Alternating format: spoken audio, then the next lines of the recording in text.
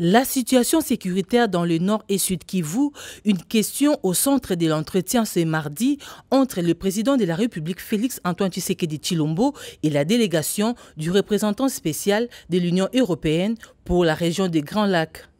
Au sortir de cette séance de travail, le représentant spécial de l'Union européenne dans la région du Grand Lac, l'ambassadeur Johan Borgstam, a donné aux garants de la nation la position claire de l'Union européenne suite à la violation de l'intégrité territoriale de la République démocratique du Congo par le Rwanda. Aussi, il a fait part de l'envoi par l'Union européenne d'une assistance humanitaire pour les populations de l'Est du pays.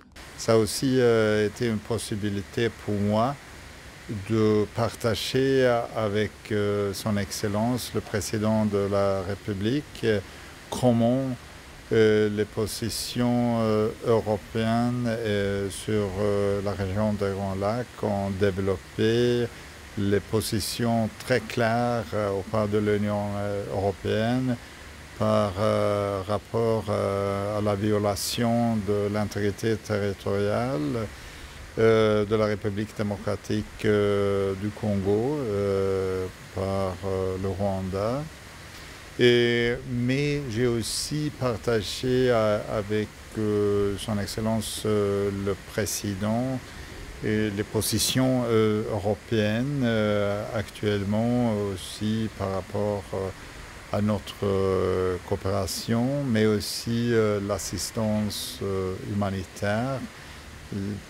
Comme exemple, il y a un convoi de 44 tonnes d'assistance humanitaire en route pour Goma. Quelques décisions politiques avec possibilité de sanctions ciblées ressortent d'une réunion des ministres des Affaires étrangères de l'Union européenne, a fait savoir le représentant spécial de l'Union européenne dans le Grand Lac. J'ai moi-même assisté à la réunion du Conseil des ministres des Affaires étrangères de l'Union européenne le 24 février.